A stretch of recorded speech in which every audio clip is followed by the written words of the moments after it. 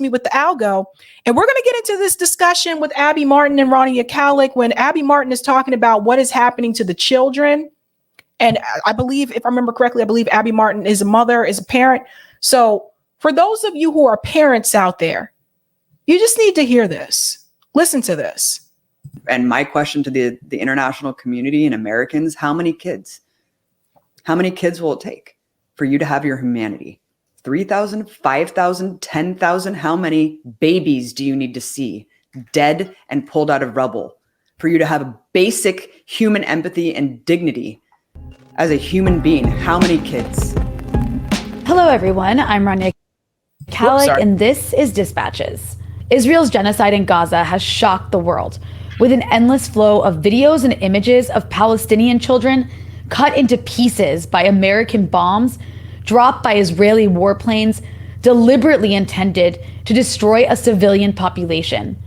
Israeli leaders have said as much. Despite the explicitly genocidal rhetoric of Israeli officials, Western leaders continue to proclaim their support for Israel's right to defend itself. Over 2,000 Palestinian children have been slaughtered in the merciless carpet bombing of what amounts to a ghetto. Yet we're told by the mainstream corporate media that it's their fault for resisting their extermination. It's their fault for hating Israel. You know what that reminds me of? These police brutality videos that you see when they say stop resisting and the person is already laying on the ground, laying on their stomach and their hands are behind their back. That's what it reminds me of. We're going to fast forward just a little bit here where Abby comes in right about here. Here we go. 9 peace activists, 1 American citizen. And then, of course, the fog of war coming out of that attack was literally apologizing and whitewashing this massacre. And I think that really woke me up to, wow, something is very, very wrong with what we're being told with this so-called Israel-Palestine conflict. And then, everything compounded as I started working with Palestinians. And every time Israel would go on one of their bombardments of Gaza every couple of years, bombing people in essentially a caged area, my friends and colleagues that were Palestinian had to check in every couple hours to see if their families were dead or alive. And it was just so harrowing and so horrifying. Fast forward to the Great March of Return. This was, I think, when Mike and I went to the occupied West Bank in 2017. This was a year before Palestinians in Gaza decided to do this mass civil disobedience action where for 18 months, they were going out every single Friday, tens of thousands at the beginning. And then it kind of whittled down into just thousands of people. I mean, this was a consistent, determined action, completely unarmed. Men, women, children, medics, journalists, all of these people went out. It was in no way directed or engineered by Hamas, this cartoonish depiction of Hamas, stage managing everything in Gaza and taking away Palestinians' agency. It was devised by a poet named Ahmed Artema, who just simply wanted to kind of do this peaceful action where he was drawing attention to their plight as refugees. And it was mostly symbolic to erect tents and basically call attention to their plight as refugees and show the international community, look, we're still here generations later as besieged refugees, ethnically cleansed right from this partition where our ancestral lands are just right there. We can see them, that we can't go to them. And I think we know what happened, Rania, is that Israeli snipers perched up on hilltops just took everyone out, looking at people, civilians, through their scopes, their sniper scopes, and took out journalists, medics, children, disabled people. These are all egregious war crimes under the Geneva Conventions in a standing army, like between armies, an armed. I want to pause here for just a second. I want you to think about what she just said. The people who were victims, elderly people, disabled people, children. You have to remember, Gaza doesn't have an army. Just want to remind everybody. There's no way for them to say, like, you have Hamas, but Hamas is not a military. It's not an army. And the people are caged in. So if they're attacked, where are they? There's nowhere for them to go.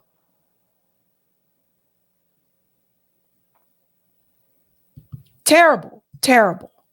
battle. It's still egregious war crimes to target those protected groups. So the fact that there were no militants shooting at Israeli soldiers, it was just simply civilians en masse, and Israeli snipers still picked them off one by one. Every couple hours, you would hear this shot ring out, and people would just drop dead or drop injured and wounded and be brought back through the ambulances. And then, of course, they would target the ambulances. And when this happened, I just thought there's nothing that's going to be more egregious than this, right? I mean, Israel is committing such heinous war crimes for all the world to see. And there's no argument. There's no argument that they could give. There's no fog of war. There's no flipping the script here. Like, that's why we wanted to work with Palestinian journalists to tell this story, because I just thought, look, this is such a clear-cut case of Israeli war crimes. It's incontrovertible. It's super proven. We based the entire framework of the movie around this UN report that was released. Everything's documented. But Rania, it just didn't matter. And now, 2023, that was 4 years ago, as you mentioned, Israel's taking out as many people as they killed in the Great March of Return in like every couple hours. I can't keep up with the amount of civilians that are dying in mass because. Let me pause there for just a second. So Abby's telling you about the number of civilians there that are dying. Notice she said they attacked the ambulances. That's happening today too. That's another thing that we've learned from journalists, like people like Al Jazeera who's there. That's another thing that they've been explaining as well, that they attack ambulances. So if the ambulances are attacked, obviously they can't go out and rescue people and help people. If they cut off the communication like they did on Friday, obviously people have no way to call the ambulance for help. So essentially, these people have been sent to their death. And that's why we're saying that this is a genocide, because this is exactly what this is. You can't tell people to move from the north to the south, and then you end up attacking people in the south too. And you tell them these are the exit ports that you can go to get out. And then the people get there and then they start bombing those areas as well. They're just basically playing like a mouse game with them, a cat and mouse game. And you don't do people like this. But these are essentially war crimes. And that's what Abby Martin is pointing out. But nothing has been done. There's no repercussion. There's no accountability for what the state of Israel is doing. And when the US government tells you that they have unwavering support for Israel and totally will defend it, that gives people like Netanyahu a pass to do whatever he wants to do. And speaking of doing whatever he wants to do, I can't play it on here, but there is a video of leaked audio that Kim Iverson just posted on Twitter that I think you need to check out. It's of Netanyahu, and you should hear what he's saying about the Palestinian people and the things that he said about the United States. So you should watch that. Let's go on. In the Great March of Return, it was 214 people that were picked off by Israeli snipers, 8,000 people shot with live ammunition. And now every couple hours I'm hearing that hundreds of people are dying every couple hours. And it's just like, you think that it can't get worse, and it just does. And they made the Great March of Return about Israel, and they made it about the human shields, and they continued to pose as the victim even during that. And international law did nothing, and the UN sat back and did nothing, and the US continued to greenlight Israeli apartheid. And so the audacity, the hubris, and the arrogance of thinking that you can keep 2.3 million people in this caged ghetto and not expect anything to happen. And so that's led us to where we are today. And even in the movie, it said that, by 2020, the UN was saying this is an uninhabitable area. The lack of potable water, I mean, all of those things. So that was 4 years ago. And it was already 50% of all diseases were because of toxic water. I mean, how is this sustainable? It's not sustainable. And the thing is, think about places in the US, right, that are also like these ghettos. They may not be caged, right? But when you have toxic water coming in, and you have to, obviously we have to consume water. We can't live without it, but you have toxic water coming in. Obviously that's going to lead to other issues, illnesses. So you're going to have health problems that can lead to disease, that can increase cholera. If cholera wasn't present in the area, this can mean that it will be present in the area. We saw this with Haiti as well. So cholera is back in Haiti. So this leads to all over. These people get sick. And I'm willing to bet you willing to bet you they have a lower life expectancy than people outside of that gate. Willing to bet you. We see that here in the US. We see that people that live in those communities that have poisoned water, that have higher cases of pollution, we see that those people have more health problems, disease. We see that those people have a lower life expectancy. We see that right here in Boston. I told you, if you walk from if you walk from, the South End to Roxbury, especially the wealthy part of South End where they intersect, your life expectancy decreases by like 25 years once you cross over into Roxbury. There's a reason for that. Let's continue. I mean, obviously it's not, and now Gaza's dealing with a situation where it's just being completely leveled. You have Israeli leaders essentially saying we want to turn it into a parking lot. And I honestly, at this point, it's like you have no words anymore, because just watching image after image, I'm just not sure, like, what is the world's threshold for videos of Palestinian children in Gaza being chopped into pieces by American bombs delivered by Israeli jets? Like, obviously over 2,000, and that's probably an underestimate, because like right now they're talking about hospitals shutting down. They've run out of fuel. I mean, you think about like the babies in incubators lie that the US spread in the lead up to the first Gulf War in Congress, that famous lie. In this case, it's not a lie. Actually, babies in incubators in Gaza are very likely right now dying because Israel's denying fuel to hospitals. And I just don't understand how anyone can see images of children, I don't care who they are, just any children, being chopped up into pieces and dying needlessly, being murdered, and call that self-defense or standing by a civilized country, or any of the insane rhetoric we've heard. I'm sorry, I'm going to probably get a little angry throughout this, because this is really outrageous. But, speaking to that, I've seen you posting messages from your contacts in Gaza where the situation just sounds completely apocalyptic. I actually just saw before we started recording that the Al Jazeera Arabic correspondent, who is right now in Ramallah, just got news that his family, his wife and daughter and brother, I mean, I think it was his brother, but basically his whole family was killed in an Israeli airstrike. By the way, on the south, in Khan Yunis, in the south, where they were told to evacuate to. Mm-hmm. So I wanted you to hear that part, because that part there is important.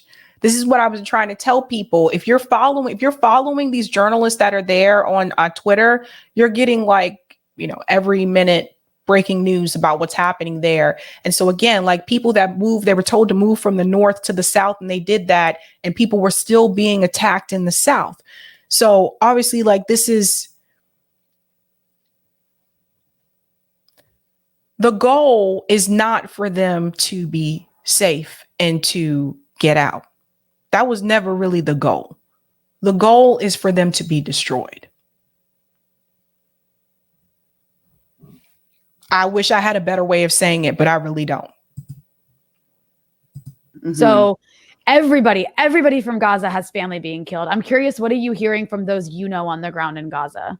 Well, so all the people that I'm in contact with were people that we did the documentary with, and so it's been an apocalyptic nightmare unfolding for the last 4 years. And to see my friends and colleagues who want to remain anonymous, because we already have seen 20 journalists be killed.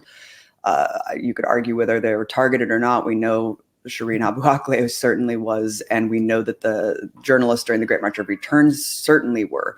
So regardless, there is no accountability for all of these journalists who are losing their lives during this onslaught. And so my colleagues do not want to be targeted. And so that's why I'm, not naming them. But one of them, who was our field producer through the entire movie, has been rendered homeless by Israeli bombs. He's been to this place 3 times. Then he moved into his parents' home. And then that's when they got the mass leaflets being dropped saying everyone needs to leave to the south. And so they just aimlessly were fleeing to the south as bombs were dropping. We know that Israel was bombing these aid convoys that they then later claimed that Islamic Jihad booby-trapped the aid convoy of people fleeing. absolutely barbaric genocidal stuff, Rania. My other colleague who's there, he woke up this morning to the news that his brother had been martyred. His brother living in a house with 30 people. And I want to just read you. Please. I want to read you what he said. And it's sick. This is where they're at right now. He said, my brother was martyred in a bombing of his friend's house and 30 people were killed, as usual, mostly women and children. My brother left behind his wife and 2 children, the youngest of whom is 4 months old. We're in a state of intense sadness and fear every moment that we will lose another person. He was like, some people in other countries differ in opinion about whether they're going to eat today or have a break. He was like, the ordeals that we're dealing with is if a bomb hits us, there's no doubt that it will destroy all of us. He was like, so we're trying to grapple with, do we stay together or do we separate so we don't all die together? I mean, it's insane that 40 miles away from this genocide taking place, that you have Israelis going to the beach, going out to eat, just living their lives, Rania. And you have our friends and brothers and sisters on the ground in Gaza deciding, hey, should we stick together so that if a bomb hits the house, we'll all die together? Or should we separate so that one of us will live on and perhaps tell our stories and take care of our infants who won't have a family anymore? I mean, just wrap your mind around how the decisions that are being made by people there. And this isn't even to mention the fact that food and water and electricity have been cut off. I'm going to go ahead and stop it there because I am pressed for time today. But if you want to watch the rest of this video, again, it's on Breakthrough News. It's called Genocidal Onslaught on Gaza Shocks Conscience of the World with Abby Martin. So please go check out that. It's a great conversation. But I will have to say as well, like, I wonder about the parents, like mothers. Any of you moms that saw the videos from the journalists that are over there in Gaza of the kids, like, it was tough. Friday night, after I finished streaming Friday night, seeing those images, like, it was tough. Like, I'm not going to lie, and I understand if sometimes you guys like need to take a break and stuff. I can't show those images on here, but I understand, like, sometimes we have to take breaks from like social media and stuff like that, especially with what's happening right now. But Friday night after I streamed was tough. Like, it's sad. It's really sad. The Oracle says, how prescient was Marvin Gaye when he sang "Save the Babies"? That's right. Let me get that comment from Roger on Rockfin, Eric. But definitely check out that full conversation. Thank you for the tip on Rockfin, Roger. Sabrina, here is an update about what we covered in France some time ago. I had 2 customers from France, and I asked them about whatever happened with the protests of Macron lifting the retirement age to 67. They told me he won. The protests ended 3 months ago and have been replaced by the Palestinian protests. Time we transition away from oil and invest in hemp for fuel, we can grow that right here. That's true. You can build a house with hemp, you guys. You guys know that? You can build a house with hemp. Keeping it real. But one other thing I want to show you in reference to what Kim Iverson shared.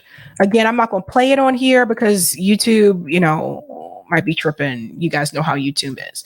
But Kim Iverson showed this audio. Let me go down, make sure I'm going to the right one.